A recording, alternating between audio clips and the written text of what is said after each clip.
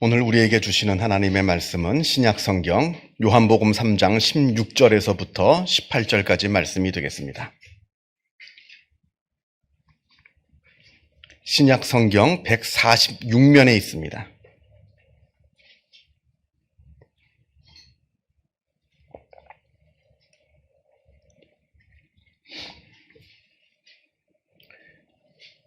요한복음 3장 16절에서부터 18절까지 말씀을 봉독합니다. 이 계시의 말씀을 봉독할 때에 살아계신 하나님의 음성을 다 함께 들으실 수 있기를 바랍니다.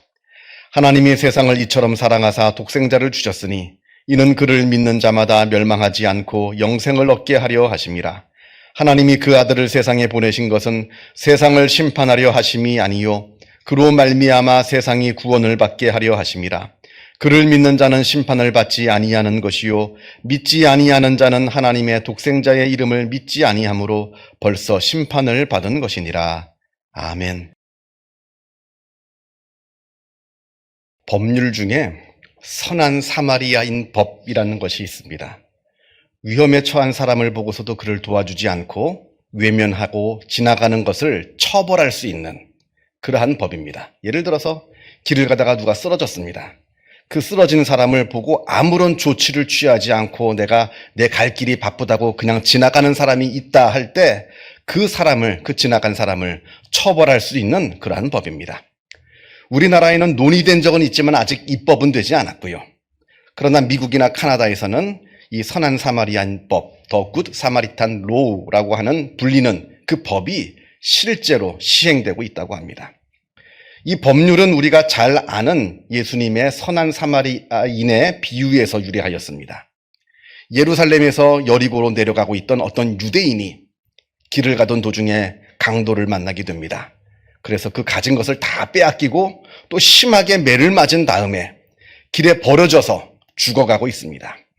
그 죽어가고 있는 사람을 보고서도 그 옆을 지나가고 있던 제사장도 그리고 레위인도 아무런 조치를 취하지 않고 모르는 척 다 도망을 갔습니다. 오직 사마리아 사람, 이 한 사람만이 그 죽어가는 유대인을 불쌍히 여겨서 돌봐줍니다. 그 몸에 난 상처를 소독하고 붕대로 감아주고 그리고는 그를 가까운 주막으로 데리고 가서 그 주인에게 자기의 돈을 지불하면서까지 이 강도 만난 사람을 잘 돌봐달라 부탁을 하며 길을 떠납니다. 그래서 어려움에 처한 사람을 못 본 척 외면하지 말고 반드시 돕도록 그 책임과 의무를 부과하는 그러한 법률이 바로 선한 사마리아인 법입니다. 하지만 예수님께서 말씀하신 이 선한 사마리아인의 비유의 그 핵심 내용은 단순하게 어려운 일을 당한 사람을 도와주어라 하는 여기에만 머물러 있는 말씀은 아닙니다. 만약에 그런 것이었다면, 만약에 예수님께서 그것을 말씀하시기 위해서 이 비유를 말씀하셨다면 굳이 사마리아 사람이라 이렇게 말씀하실 필요가 없었을 겁니다. 그냥 어떤 사람이 도와주었다 하면 될 일을 그냥 꼭 집어서 사마리아 사람이 유대인을 도와주었다. 예수님께서 아주 강조하면서 말씀하시는 장면을 우리가 성경을 통해서 보게 됩니다. 이 선한 사마리아인의 비유는 단순하게 어려움에 처한 사람을 도와주어라 하는 그 내용을 넘어서서 그것보다도 훨씬 더 크고 훨씬 더 적극적인 사랑에 대해서 우리에게 가르쳐주고 있는 말씀이 됩니다. 우리가 이 말씀을 선한 사마리아인의 비유를 잘 이해하기 위해서는 유대인과 사마리아 사람들 간의 관계를 잘 알아야 됩니다. 우리가 구약 성경을 보면 솔로몬 그 다음 아들인 르호보암 왕 때에 이스라엘은 북이스라엘과 남유다 이렇게 남북으로 갈라지게 됩니다. 그렇게 200년이 지난 주전 721년에 북이스라엘은 아수르에게 멸망을 당하게 됩니다. 그런데 이 아수르라고 하는 이 나라는 얼마나 포악한 나라인지 자기가 어느 나라를 정복하면 그 나라를 완전히 역사상에서 완전히 지워버립니다. 흔적도 남기지 않고 그 나라를 지워버리는 아주 포악한 무서운 나라입니다. 그게 그 사람들의 정복 정책이었습니다. 그래서 북이스라엘을 정복한 다음에 그 살아남아 있는 사람들을 모두 다 잡아가지고 끌고 가서 자기가 다스리고 있는 그 대제국의 그 넓은 영토에 다 뿌려놓습니다. 누가 어디로 갔는지 아무도 모릅니다. 그렇게 북이스라엘이라고 하는 나라는 그렇게 흔적도 없이 사라집니다. 그리고는 다른 나라에서 잡아온 사람들을 그 비어있는 북이스라엘 땅에 데리고 와서 거기서 살게 합니다. 그 사람들이 바로 사마리아 사람들입니다. 그 사람들이. 남유다 사람들이 볼 때는 저들은 같은 이스라엘 땅에 살고 있지만 저들은 어디서 왔는지 알 수 없는 그저 더러운 이방인일 뿐입니다. 그래도 이스라엘 땅에 살고 있는 덕분에 그 사마리아 사람들은 여호와 하나님을 알게 되고 하나님을 알고 믿게 됩니다만, 그러나 그럼에도 불구하고 남유다 사람들이 볼 때는 저들은 아무리 하나님을 믿는다 할지라도 저들은 우리와 같은 형제가 될 수 없다 여겼습니다. 왜냐하면 저들은 더러운 사마리아 사람들이기 때문에 그러했습니다. 이런 식으로 300년을 같이 살아왔습니다. 300년 동안 서로 증오하면서 업신여기면서 살아왔습니다. 유대인은 사마리아 사람들을 더러운 사람들이라 해서 멸시하고 아예 상종조차 하지 않으려고 합니다. 반대로 사마리아 사람들은 그렇게 유대인들로부터 각종 모욕과 배척을 받으면서 유대 사람들에 대한 분노와 증오를 품으면서 살아가고 있습니다. 이게 바로 유대인과 사마리아 사람들 간의 관계였습니다. 긴 어떤 악연의 역사였습니다. 자, 그런데 지금 유대인이 강도를 만나 죽어가고 있습니다. 그걸 사마리아 사람이 보게 된 겁니다. 만약에 여러분이 이 사마리아 사람이었다면 저 유대인을 도와주셨겠습니까? 아니면 거참 잘됐다, 천벌을 받은 거다, 저 사람 천벌을 받은 거다 생각하면서 자기도 그냥 모르는 척 지나가셨겠습니까? 지금 저 죽어가고 있는 저 사람은 그냥 평범한 불쌍한 사람이 아닙니다. 평소에 나를 업신여기고 조롱했던 그 못된 사람이 지금 죽어가고 있는 겁니다. 그런데도 저 사람을 돕겠느냐 하는 말입니다. 성경에는 내 이웃을 사랑하라 이렇게 말씀하시는데, 자, 그렇다면 도대체 누구까지가 너의 이웃이냐? 도대체 어디까지가 너의 사랑이 대상이냐? 그리고 도대체 누구까지 너는 사랑할 수가 있느냐? 예수님께서 이걸 물으시고 계시는 겁니다. 베드로후서 1장을 보게 되면 우리 믿음의 단계, 발전 단계가 나옵니다. 우리 믿음이라고 하는 것은 그저 믿습니다, 이 한마디 했다고 다 끝나는 게 아니거든요. 우리의 믿음은 점점 성장하고 성숙해져 가야 되는데 그 성장과 성숙의 단계를 베드로후서 1장에서 말씀하고 있습니다. 그 말씀을 보면 믿음의 덕을, 덕의 지식을, 지식의 절제를, 절제의 인내를, 인내의 경건을, 경건의 형제 우애를, 형제 우애의 사랑을 더하라, 이렇게 말씀합니다. 그러니까 우리의 신앙의 단계는 믿음에서 출발해서 덕, 지식, 절제, 인내, 경건, 형제 우애, 그리고 사랑, 여기에까지 자라나고 성숙해져야 한다 하는 말씀인 겁니다. 자, 그런데 우리가 여기서 생각해 봐야 하는 것이 하나 있습니다. 형제 우애와 사랑, 그거 같은 말 아닙니까? 형제 우애나 사랑이나 그게 그 말 아니느냐 하는 말입니다. 그런데 그게 아니라고 합니다. 형제 우애와 사랑이라고 하는 것은 비슷해 보이지만 그게 완전히 다른 겁니다. 형제 우애라고 하는 것은 헬라어로 필라델피아라고 합니다. 필이라고 하는 것은 필리아의 사랑을 말합니다. 그 당시 그리스 사람들이 사랑을 셋으로 나누어서 에로스, 필리아, 아가페 이렇게 말을 했는데 그때 말하는 필리아의 사랑을 말합니다. 그 필리아의 사랑이라고 하는 것은 내 가족이나 내 친구나 아니면 내가 좋아하는 사람을 내가 사랑하는 것. 그러니까 내가 사랑할 수 있는 사람을 사랑하는 것을 필리아의 사랑이라 말을 합니다. 쉽게 말하면 내가 좋아하는 사람을 사랑하는 겁니다. 그리고 필라델피아에서 아델피아라고 하는 것은 헬라어로 형제 자매를 말합니다. 아델포스 하면 형제고 아델페 그러면 자매인데 아델피아 형제 자매를 말합니다. 그러니까 필라델피아 형제 우애라고 하는 것은 내 가족, 내 형제, 그리고 내 친구, 그리고 내가 좋아하는 사람들을 내가 사랑하는 그러한 사랑을 말합니다. 그런데 이건 하나님을 전혀 알지 못하는 사람들도 다 하는 사랑입니다. 그렇잖아요. 세상에 자기가 좋아하는 사람 사랑하죠. 그건 어려운 게 아닙니다. 내 자식 아무리 악한 사람이라도 사랑할 줄 압니다. 내 부모 아무리 악한 사람이라도 사랑합니다. 내가 좋아하는 친구 아무리 악한 사람이라도 그 친구 사랑하죠. 이거는 하나님을 알지 못하는 세상 사람들도 누구나 다 할 수 있는 그런 평범한 사랑인 겁니다. 그러나 아가페의 사랑은 다릅니다. 내 가족, 내 친구, 내가 좋아하는 사람만을 사랑하는 사랑이 아니라 아가페의 사랑은 나랑 친하지 않은 사람, 내가 좋아하지 않는 사람, 아니 나와 사이가 좋지 않은 사람, 심지어는 나와 원수처럼 지내는 사람에게조차도 그 사람을 사랑하는 그러한 사랑을 말합니다. 어려운 사랑이죠. 고린도전서 13장에 그 유명한 사랑장이 나옵니다. 여기서 말하는 사랑이라고 하는 것은 아가페의 사랑을 말하는데, 고린도전서 13장에서 사도 바울이 아가페의 사랑을 정의합니다. 뭐라고 정의하냐면 쭉 나오는데 13장 전체에서 저는 고린도전서 13장을 보면서 참 제 눈에 참 흥미롭게 다가오는 구절이 있습니다. 그게 뭐냐면, 내가 천사의 말을 할지라도 사랑이 없으면 소용이 없고, 또 내가 내 몸을 불사르게 내어줄지라도 사랑이 없으면 아무 유익이 없느니라 하는 그 구절입니다. 아니 여러분, 천사의 말을 하는 거 그거 사랑 아닌가요? 내 몸을 불사를 정도로 내어주는 것, 이게 사랑 아닌가요? 그런데 그것은 사랑이 아니라고 합니다. 그건 사랑이 아닙니다. 그렇다면 뭐가 사랑이냐? 고린도전서 13장에서 사랑에 대해서 이야기하는데, 바울이 말씀하는, 하나님께서 말씀하시는 그 아가페의 사랑이라고 하는 것은 오래 참는 거랍니다.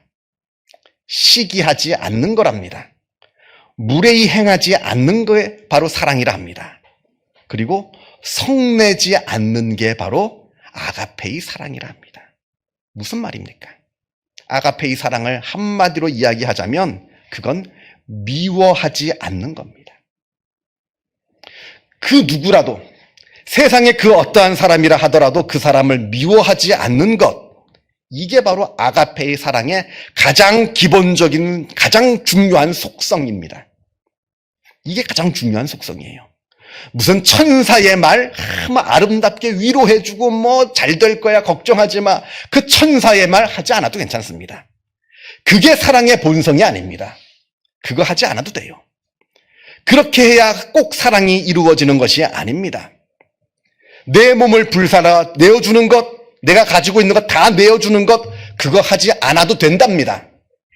거기에 사랑의 본성이 있는 게 아닙니다.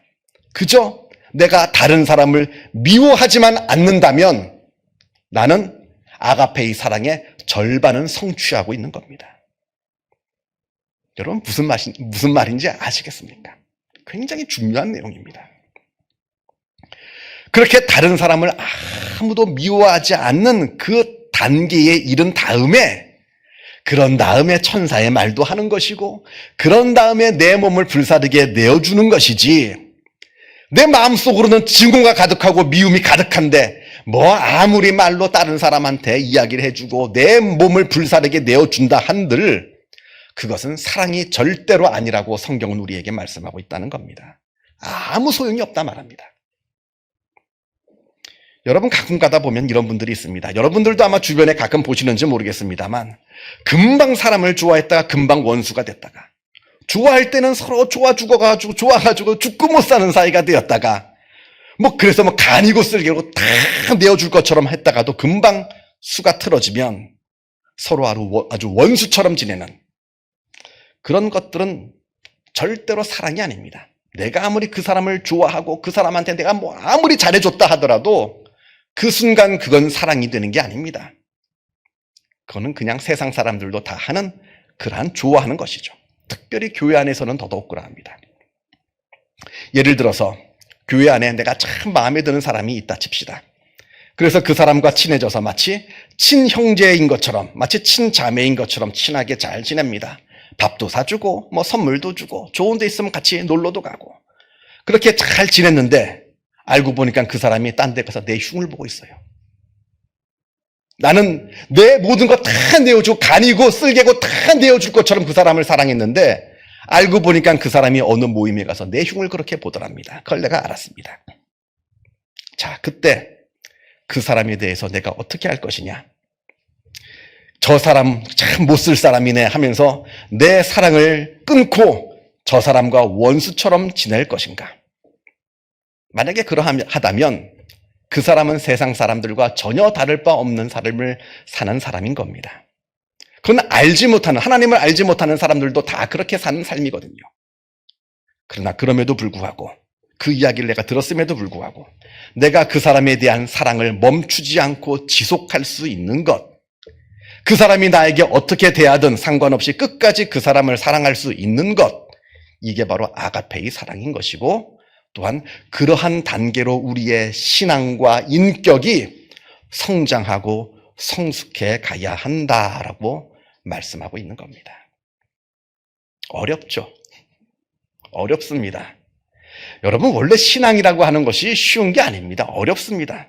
신앙이라고 하는 것은 내 생각, 내 감정, 내 자신 다 내려놓고 하나님께서 기뻐하시는 길을 걸어가는 게 신앙의 삶의 모습인 것이지, 그저 믿습니다 한번 했다고, 내가 세례 한번 받았다고 이 내 신앙이 그걸로 완성되는 게 절대로 아니라 하는 것을 여러분 반드시 명심하시기를 바랍니다. 자, 그렇다면 이 어려운 그 사랑의 단계, 어떻게 내가 오를 수 있다는 말입니까? 내가 좋아하지 않는 사람, 어디 가서 내 흉을 보는 사람, 아니 나와 원수같이 지내는 사람, 그 사람을 어떻게 내가 미워하지 않고 사랑할 수가 있겠는가 하는 말입니다. 내 혼자만의 힘으로는 못하죠. 나도 사람인데, 나도 감정이 있는 사람인데 어떻게 내가 그것을 알고 그 사람을 끝까지 사랑할 수가 있을 수 있습니까? 율법으로는 불가능하죠. 당연히 불가능한 일입니다. 그러나 은혜를 경험한 사람이라면 그것을 할 수가 있는 겁니다. 율법은 불가능할지라도 은혜라고 한다면 말이 달라지는 겁니다. 내가 받은 사랑을, 내가 받은 은혜를 먼저 깨달으면 그 어려운 아가페의 사랑을 실천할 수가 있다는 말입니다. 오늘 본문에 우리가 받은 그 하나님의 놀라운 사랑, 그걸 우리가 배울 수가 있습니다. 16절 말씀을 보면 하나님이 세상을 이처럼 사랑하사 독생자를 주셨으니 라고 말씀합니다. 여기서 말씀하는 사랑이 바로 아가페의 사랑입니다. 이 말씀은 우리가 무슨 사랑을 받을 자격이 있어서 우리를 그럼에도 불구하고 사랑하여 주셨다 하는 뜻이 아닙니다. 우리에게 무슨 자격이 있어서 우리를 사랑하여 주셨다는 그런 말 뜻이 아니에요. 사랑받을 자격이 없음에도 불구하고 우리를 끝까지 사랑하여 주셨다는 그 뜻인 겁니다. 우리를 사랑하시되 어디까지 사랑하셨느냐? 하나님의 독생자를 보내주실 정도로 사랑하셨다는 거예요. 우리가 하나님을 잘 믿을 때, 하나님을 사랑할 때, 하나님 마음에 들 때, 우리가 하나님하고 친할 때 우리에게 독생자를 보내주셨다는 것이 아니라 하나님과 사이가 좋지 않을 때, 하나님의 사랑을 도무지 받을 자격이 없을 때, 하나님과 원수같이 지낼 때 우리에게 사랑을 베풀어 주시되 자신의 아들을 내어 주셨다는 이야기입니다. 로마서 5장 10절에서 말씀합니다. 우리가 원수 되었을 때에 그의 아들의 죽으심으로 말미암아 하나님과 화목하게 되었은즉, 우리가 하나님과 원수 되었을 때랍니다. 우리가 하나님하고 친할 때, 하나님하고 사이가 좋을 때, 우리가 하나님의 마음에 쏙 들 때, 그때 예수님께서 우리를 위해서 오신 것이 아니라 오히려 하나님의 말씀을 순종하지 않을 때, 그래서 하나님과 사이가 좋지 않을 때, 그래서 하나님과 원수같이 지낼 때, 그때 하나님께서 우리를 사랑하여 주시어서 예수 그리스도를 우리에게 보내주셨다 말씀합니다. 이걸 깨달아야, 이것이 깨달아져야 내가 하나님의 자녀가 되었다는 것에 감격할 수가 있는 겁니다. 이 말씀이 머리로만 이해가 되고 마음으로는 이해가 되지 않고 깨달아지지 않는다면 아무 소용없는 거예요. 그렇다면 우리가 그 구원의 은혜를 깨달아 알 수가 없는 겁니다. 그것을 마음으로 깨달아 알아야 하나님의 그 놀라우신 사랑과 구원의 은혜에 감격하여서 고백할 수 있는 것이지, 머리로만 백날 알아야 소용없는 겁니다. 머리로는 물론 알죠. 어릴 때부터 그렇게 많이 배웠으니까. 어릴 때부터 우리가 들은 얘기가 그 얘기 아닙니까? 우리가 하나님과 원수 되었을 때 하나님께서 자신의 아들을 우리에게 보내주셨다. 머리로는 너무나 잘 아는 이야기입니다. 그러나 마음의 감동이 없다면 아무 소용없다는 겁니다. 누가 그러더라고요. 세상에서 제일 먼 거리는 머리에서부터 마음으로 내려오는 거리라고. 머리에서는 누구나 다 압니다. 그러나 이게 우리의 마음의 감격이 되어야 되고 감동이 되어야 되는 겁니다. 이 말씀을 읽을 때 우리 눈시울이 적셔져야 되고 코끝이 찡해져야 되는 그 은혜가 있어야 된다 하는 말입니다. 대림절 기간입니다. 여러분 물론 연말이라 바쁘신 줄을 압니다. 여러 많은 분주한 일들이 있으신 줄로 압니다. 그러나 지금은 그러한 바쁘고 분주한 일에도 불구하고 깊이 하나님의 사랑에 대해서 묵상을 해야 될 때입니다. 머리로 하는 것이 어떻게 마음으로 내려오느냐? 묵상과 기도 외에는 그런 일이 일어날 수가 없습니다. 그냥 깊이 그 말씀 붙잡고 묵상하시면서 기도할 때 머리로 알던 것이 내 마음에 감동이 되고 감격이 된다는 겁니다. 예수님의 성육신 사건이 얼마나 놀라운 사건인지 깊이 묵상하시는 때가 지금 대림절 기간이심을 꼭 기억하셔서 그 사랑을 깨닫기 위해 깊이 묵상하시고 기도하셔서 그 사랑을 깨닫게 되시는 주님의 귀한 백성들이 다 되시기를 바랍니다. 기도하겠습니다. 사랑과 은혜가 충만하신 하나님 아버지 감사합니다. 죄인된 우리를, 원수된 우리를 하나님께서 내치지 아니하시고 끝까지 사랑하여 주시어서 하나님의 독생자 예수 그리스도를 이 땅에 보내주심에 주님의 은혜에 감사를 드립니다. 또한 하나님을 도무지 알 수도 믿을 수도 없는 죄인된 우리들의 심령 가운데 복음의 씨앗을 뿌려 주시어서 우리로 하나님을 알고 믿고 하나님의 자녀가 되게 하신 그 놀라우신 은혜에 또한 감사를 드립니다. 이 놀라우신 사랑과 은혜가 우리의 감동이 되게 하여 주옵소서. 우리의 감격이 되게 하여 주옵소서. 머리로만 아는 것이 아니라 우리 마음 가운데 감격과 감동이 되게 하여 주시어서 진심으로 하나님의 사랑과 그 은혜에 감사와 찬양을 올려드리는 주님의 귀한 백성들이 다 되게 하여 주시고, 하나님께서 먼저 우리에게 이 놀라우신 이 아가페의 사랑을 먼저 우리에게 보여주시고 우리에게 베풀어 주셨사오니 우리가 그 사랑을 우리도 깨달아 내가 도무지 사랑할 수 없는 사람들마저도 우리가 미워하지 않고 사랑할 수 있는 사랑의 사도로서의 삶을 살아갈 수 있도록 주님께서 우리들의 생각과 마음과 삶을 주장하여 주시고 인도하여 주옵소서. 그리하여 우리들의 삶을 통하여서 하나님의 사랑이 증거되게 하여 주시고 우리들의 삶의 모습을 통하여서 하나님의 은혜가 증거될 수 있는 복된 역사가 있게 하여 주옵소서. 감사드리오며 이 모든 말씀 우리 주 예수 그리스도 이름으로 기도하옵나이다. 아멘.